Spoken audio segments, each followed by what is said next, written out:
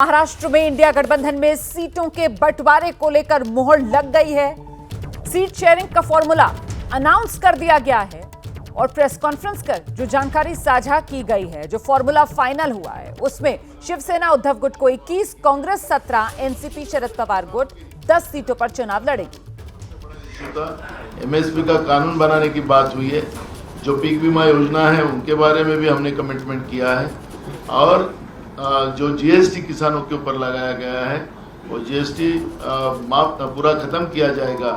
तो जो 5 मुद्दे लेके काम मजदूरों के लिए, युवाओं के लिए, महिलाओं के लिए, किसानों के लिए, सामाजिक न्याय के लिए जिस तरह से हमारा जो मैनिफेस्टो आया है उसमें जो भी जैसे अभी पुरानी पेंशन का इशू है वो पुरानी पेंशन का भी इशू हमारे राज्य के हम जो ये निकालेंगे अपना जाहिरनामा, उसमें हमारा पुराने पेंशन का भी इशू आएगा और सबको न्याय देने का। और लोग बीजेपी वाले हमको पूछते हैं कि पैसे कहां से लाएंगे।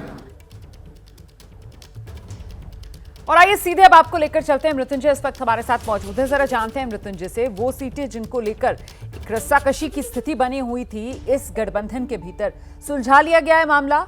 यहां पर कहीं ना कहीं बड़े भाई वाली भूमिका निभाते हुए बड़ा दिल कांग्रेस पार्टी की तरफ से दिखाया गया है सीटों को लेकर।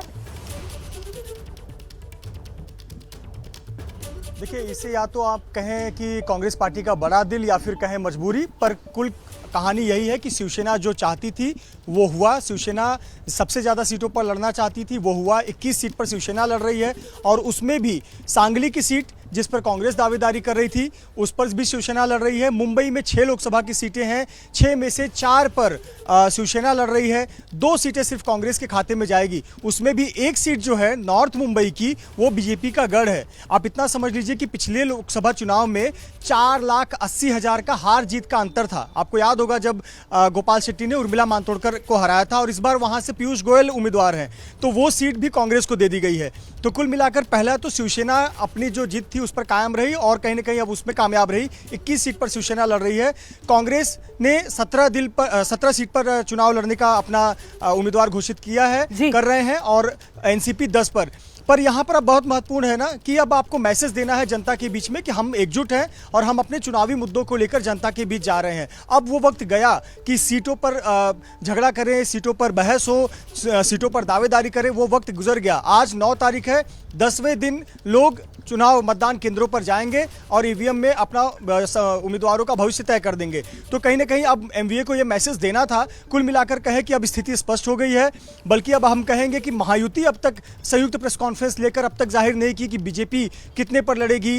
शिवसेना के उम्मीदवार अभी तक घोषित नहीं हुए। खुद मुख्यमंत्री ये महत्वपूर्ण बात है जो मृत्युंजय यहाँ पर बता रहे हैं कि अब महाराष्ट्र की राजनीति में कहीं ना कहीं जो महाविकास आघाड़ी है वो मजबूत इस लिहाज से नजर आ रही है कि वहां पर सीटों का पेच जो है वो सुलझा लिया गया है और सीट शेयरिंग फॉर्मूला जिसका ऐलान मीडिया के सामने आकर कर दिया गया। वहीं दूसरी तरफ बीजेपी के नेतृत्व वाली जो महायुति है उसमें अभी तक सीटों को लेकर सहमति नहीं बनी है। ऐलान होना तो दूर की बात है। इस पर और इस वक्त खबर सियासी उबाल वाली है। जी, दिल्ली के मंदिर मार्ग थाने में इस वक्त राजनीतिक बवाल मचा हुआ है। यहां टीएमसी के सांसदों के समर्थन में आम आदमी पार्टी के विधायक और दिल्ली सरकार के मंत्री पहुंच गए हैं। तस्वीर भी हम आपको दिखा रहे हैं। देखिए किस तरीके से मंत्री सौरभ भारद्वाज नजर आ रहे हैं साफ तौर पर इन तस्वीरों में। साथ में विधायक दिल्ली के संजीव झा भी हैं, दिलीप पांडे भी हैं, आम आदमी पार्टी के कई और विधायक हैं, नेता हैं जो मंदिर मार्ग थाने के बाहर जाकर बैठ गए हैं समर्थन दिखाने के लिए टीएमसी नेताओं को। टीएमसी की जो राज्यसभा सांसद हैं जिसमें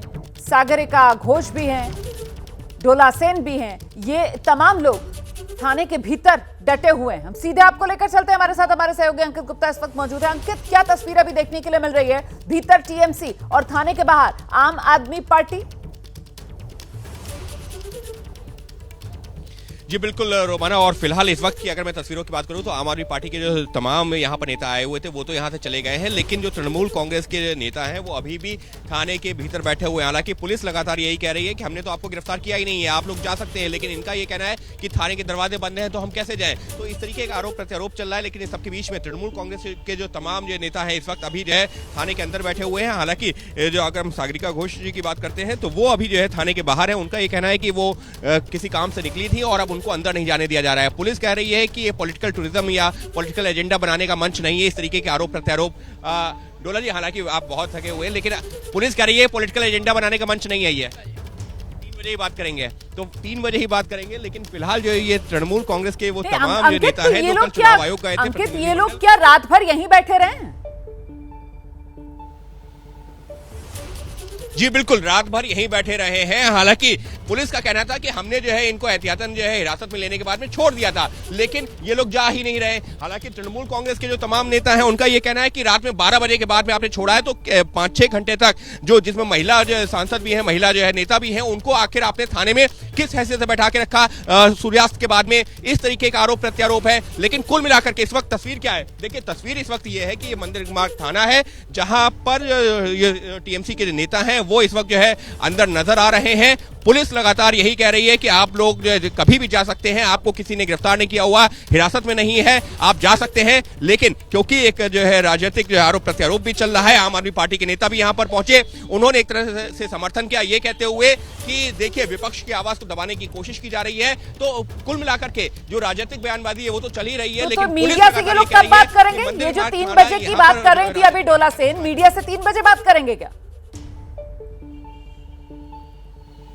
जी अभी तक हालांकि कई बार हम लोगों ने अभी कुछ देर पहले बात की भी थी, तब उन्होंने वही आरोप लगाए थे, लेकिन आप कह रही हैं कि अब हम 3 बजे बात करेंगे और अपना आगे का रुख साफ करेंगे। लेकिन फिलहाल जानकारी ये है कि शाम को 5 बजे तक यहां पर बैठेंगे, क्योंकि कल जब चुनाव आयोग में इन्होंने अपना धरना शुरू किया था तो इनका यही कहना था कि हम जो है 24 घंटे के धरने पर बैठ रहे हैं। चुनाव आयोग के बाहर बैठे थे, लेकिन पुलिस ने वहां से हटाया, एहतियातन हिरासत जिसको कहते हैं, प्रिवेंटिव अरेस्ट जिसको कहते हैं, डिटेन किया, वो थाने लेकर आई और थाने से इनको रिहा करने की बात कही। लेकिन इनका यह कहना है कि आधी रात के बाद रिहा किया, तो आखिर हमको 5-6 घंटे भी थाने में क्यों रखा गया? जी बिल्कुल, और इसी नाराजगी को लेकर टीएमसी के ये जो सांसद हैं वो मंदिर मार्ग थाने के भीतर ही डटे हुए हैं, एक तरीके से वहीं पर धरना देते हुए आप देख रहे थे। डोला सेन भी नजर आ रही थी, डेरेक ओब्रायन भी नजर आ रहे थे। आम आदमी पार्टी ने लोकसभा चुनाव के लिए दिल्ली में अब डोर टू डोर कैंपेन शुरू कर दिया है। इस कैंपेन की शुरुआत आम आदमी पार्टी के दिल्ली स्टेट कन्वीनर और मंत्री भी दिल्ली सरकार के गोपाल राय उन्होंने की है, शादरा इलाके से की है। आम आदमी पार्टी इस कैंपेन में केजरीवाल की गिरफ्तारी को भुनाने की कोशिश कर रही है। जेल का जवाब वोट से, यही वो लोकसभा चुनाव के लिए कैंपेन जो आम आदमी पार्टी की तरफ से लॉन्च कल कर दिया गया था और आज डोर टू डोर कैंपेन शुरू हो गई है।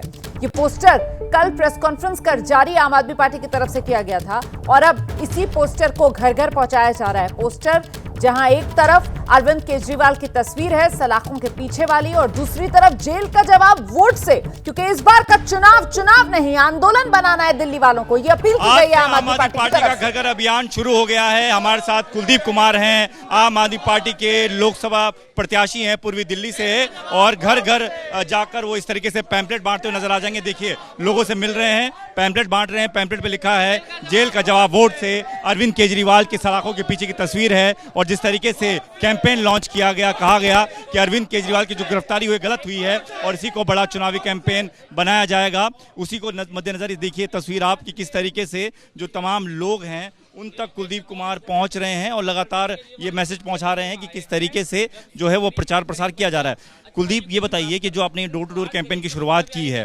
इसका क्या मकसद है, क्या मैसेज देने की कोशिश किया? अरविंद केजरीवाल गिरफ्तारी बड़ा मुद्दा हो गया चुनाव में? निश्चित रूप से बहुत बड़ा मुद्दा है और दिल्ली के लोगों के दिलों से जुड़ा हुआ मुद्दा है।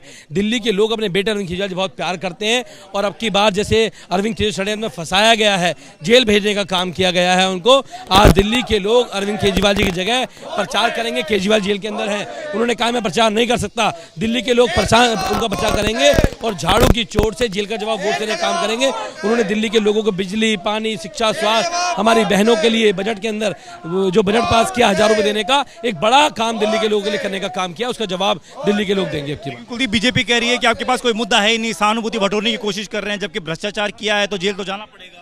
अरविंद केजरीवाल जी कट्टर ईमानदार व्यक्ति हैं और ये दिख गया कि कैसे भारतीय जनता पार्टी ने एक शरद चंद्र रेड्डी नाम के व्यक्ति से 60 करोड़ रुपए चंदा लिया, बाद में उसको बेल दी और क्या षड्यंत्र इसके पीछे है दिल्ली के लोगों को पता लग गया। जब इसकी जांच ईमानदारी से होगी तो बहुत बड़े बड़े नेता भाजपा के जेल जाएंगे, जिसके तहत एक दिल्ली के लोकप्रिय मुख्यमंत्री को फंसाने का इन लोगों ने काम किया है। क्योंकि अरविंद केजरीवाल है नहीं, तो क्या कुलदीप आपको लगता है कि आप प्रचार प्रसार के लिए अगर अरविंद केजरीवाल बाहर होते तो आपको ज्यादा फायदा होता? अगर वो नहीं है तो उनकी गैरहाजिरी में प्रचार प्रसार कैसे कर पाएंगे? देखिए, अरविंद केजरीवाल जी हमारे नेता हैं, दिल्ली के बेटे हैं, और दिल्ली के बेटे अरविंद केजरीवाल जी इसका जो जवाब है वो दिल्ली की जनता देगी। और दिल्ली की जनता को आज मैं बोल रहा हूँ रोष है, चुनाव और बदल गया है। अब दिल्ली के लोग अपने बेटे को बाहर लाना चाहते हैं, और अपने बेटे को बाहर लाने का एक ही हथियार है, वो वोट का हथियार है। वो वोट के हथियार से अपने बेटे को बाहर लेके आएंगे और भाजपा के क्या दिल्ली के जमानत जब्त कराने का काम करेंगे। तो कुलदीप कुमार जो कि लोकसभा प्रत्याशी आम आदमी पार्टी के पूरी दिल्ली से, और आज से जिस तरीके से आम आदमी पार्टी ने डोर टू डोर कैंपेन की शुरुआत की है, उसके मद्देनजर इस वक्त विश्वासनगर की तस्वीर आप देख रहे हैं, जहां पर आम आदमी पार्टी के कार्यकर्ता जो हैं वो अपने प्रत्याशी के साथ, और इसी तरीके से आम आदमी पार्टी के नेता अलग अलग इलाकों में घर घर जाकर वो अरविंद केजरीवाल की वो तस्वीर को सामने रख रहे हैं, जिसमें सलाखों के पीछे आपको अरविंद केजरीवाल नजर आ रहे हैं। और एक नारा जो तैयार किया आम आदमी पार्टी ने कि जेल का जवाब वोट से, उस नारे के साथ लोगों के बीच जा रहे हैं। एक सहानुभूति बटोरने की कोशिश है कि अरविंद केजरीवाल की गिरफ्तारी को गलत बताने, गलत साबित करने की, और बीजेपी का षड्यंत्र इसको बता रही है आम आदमी पार्टी, और कह रही है कि षड्यंत्र का जवाब अगर जनता देगी तो वोट से देगी। और आम आदमी पार्टी ये मान के चल रही है कि इस मुद्दे पर उन्हें चुनाव में फायदा भी होगा। कैमरा मनोज कुमार के साथ दीपक सिंह रावत, एबीपी न्यूज, दिल्ली। तो ये तो दिल्ली में आम आदमी पार्टी के खेमे में हलचल आपने देखी। उधर दूसरी तरफ पंजाब में भी चुनाव को लेकर आम आदमी पार्टी की एक बड़ी बैठक होने वाली है। आम आदमी पार्टी के सांसद संजय सिंह और पंजाब के मुख्यमंत्री भगवंत मान आज शाम सभी मंत्रियों और विधायकों के साथ बैठक करेंगे। आम आदमी पार्टी के चुनाव प्रचार की प्रमुख जिम्मेदारी भगवंत मान और संजय सिंह पर ही होगी। तो पंजाब के मंत्रियों और विधायकों के साथ आज बैठक, संजय सिंह और भगवंत मान इस बैठक का एक तरीके से नेतृत्व करते हुए नजर आएंगे, क्योंकि अब प्रचार की पूरी जिम्मेदारी भगवंत मान और संजय सिंह पर। तो आम आदमी पार्टी पूरी तरीके से जुट गई है लोकसभा चुनाव की तैयारियों में। अरविंद केजरीवाल पार्टी के जो मुखिया हैं वो सलाखों के पीछे हैं, और ऐसे में सहानुभूति लहर पर सवार होकर आम आदमी पार्टी चुनावी नैया क्या पार लगा पाएगी, यही वो सबसे बड़ा सवाल है। क्योंकि जो कैंपेन है आम आदमी पार्टी का, उससे एक बात बिल्कुल साफ हो रही है कि सीधे सीधे अरविंद केजरीवाल की गिरफ्तारी को ही आम आदमी पार्टी इस चुनाव में मुद्दा बनाकर जनता के बीच लेकर जा रही है। और अपील भी तो लोगों से आम आदमी पार्टी की तरफ से यही की जा रही है कि जेल का जवाब वोट से। यही अपील है जिसको लेकर आम आदमी पार्टी लोगों के बीच जा रही है। ये अपील दिल्ली में, क्या पंजाब में भी आम आदमी पार्टी की यही रणनीति देखने के लिए मिलेगी? ये तस्वीर भी साफ हो जाएगी इस बैठक के बाद। उधर हरियाणा के दिग्गज नेता चौधरी बीरेंद्र सिंह कांग्रेस में एक बार फिर से शामिल हो रहे हैं। चौधरी बीरेंद्र सिंह मोदी सरकार में कैबिनेट मंत्री रह चुके हैं।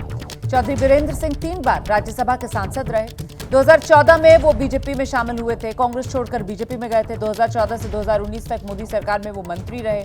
इनके सांसद बेटे ब्रजेंद्र सिंह भी कुछ दिन पहले ही बीजेपी से इस्तीफा देकर कांग्रेस में आ चुके हैं।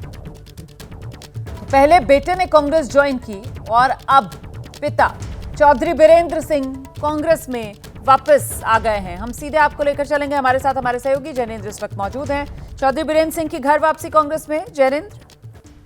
बिल्कुल, तकरीबन 1 दशक के बाद चौधरी बीरेंद्र सिंह कांग्रेस में घर वापसी कर रहे हैं। अब अहम इससे ज्यादा ये है रोमाना, क्योंकि इनके बेटे तो देखिए 1 महीने पहले तकरीबन आ ही गए थे कांग्रेस में, तो इनकी वापसी जो है वो बहुत हैरान नहीं करती है। बड़ी बात यह है कि इस वक्त बीरेंद्र सिंह की ज्वाइनिंग में स्टेज पर न सिर्फ भूपेंद्र सिंह हुड्डा हैं, बल्कि कुमारी शैलजा भी हैं और रणदीप सिंह सुरजेवाला भी हैं। और चौधरी वीरेंद्र तो भूपेंद्र सिंह हुड्डा के कारण ही कांग्रेस छोड़कर बीजेपी में गए थे। तो ये कहीं ना कहीं चौधरी वीरेंद्र की वापसी के साथ ही हरियाणा कांग्रेस की एक एकजुटता की तस्वीर भी कांग्रेस के मुख्यालय में नजर आ रही है। ये ज्यादा अहम बात है। और भूपेंद्र सिंह हुड्डा ने उन्हें पटका पहनाकर चौधरी वीरेंद्र को कांग्रेस पार्टी में शामिल करवाया है। तो देखना है कि क्या चौधरी वीरेंद्र के साथ में कांग्रेस में, हरियाणा कांग्रेस में खासतौर पर वो एकता आएगी जिसकी जरूरत है फिलहाल हरियाणा यूनिट को कांग्रेस के, क्योंकि ये न सिर्फ लोकसभा चुनाव के लिए महत्वपूर्ण है 10 सीटों के लिए, बल्कि कुछ महीनों बाद जो विधानसभा चुनाव है उसमें भी एकता की जरूरत हरियाणा में कांग्रेस को बहुत ज्यादा पड़ने वाली है। तो ये तो भविष्य की बात है। फिलहाल कांग्रेस एकजुट नजर आ रही है और चौधरी वीरेंद्र सिंह की घर वापसी हो गई है। कुछ हफ्ते पहले ही उनके बेटे जो हिसार से वर्तमान सांसद है ब्रजेंद्र, वो कांग्रेस का दामन पहले ही थाम चुके हैं। बहुत शुक्रिया आपका तमाम जानकारी के लिए जैनेंद्र। चौधरी बीरेंद्र सिंह को आप देख रहे हैं कांग्रेस में घर वापसी करते हुए। 2014 में कांग्रेस छोड़कर बीजेपी में शामिल हुए थे। इनके बेटे जो सांसद हैं वो पहले ही कांग्रेस में शामिल हो चुके हैं। और कांग्रेस की, हरियाणा कांग्रेस की कहा जाए एकजुटता वाली जो तस्वीर है वो मंच से देखने के लिए मिली है। पॉलिटिकल शो देख रहे हैं आप। लालू प्रसाद यादव की बेटी जो छपरा से आरजेडी की उम्मीदवार भी है, रोहिणी आचार्य, उनका बड़ा बयान सामने आया है। रोहिणी आचार्य ने कहा है, हम चाहते हैं कि अश्विनी चौबे जी हमें आशीर्वाद दें और हमारा चुनाव प्रचार करें। इस बार चुनाव में बीजेपी ने अश्विनी चौबे का टिकट काटा है। अश्विनी चौबे आप जानते हैं बक्सर से लगातार बीजेपी के सांसद बनते आए। इस बार बीजेपी की तरफ से अश्विनी चौबे का जो टिकट है वो काट दिया गया है। चुनाव मैदान में अश्विनी चौबे को नहीं उतारा है और ऐसे में अब सारण से आरजेडी उम्मीदवार लालू प्रसाद यादव की बेटी रोहिणी आचार्य वो कह रही हैं कि वो चाहती हैं अश्विनी चौबे उन्हें आशीर्वाद दें और उनके लिए प्रचार करें। अश्विनी चौबे अंकल को हम प्रणाम करते हैं, उनसे आशीर्वाद मांगते हैं कि बेटी को जिताइए, आइए मेरे प्रचार में लग जाइए। तो ये भी एक राजनीति का रंग जो बिहार से देखने के लिए मिल रहा है।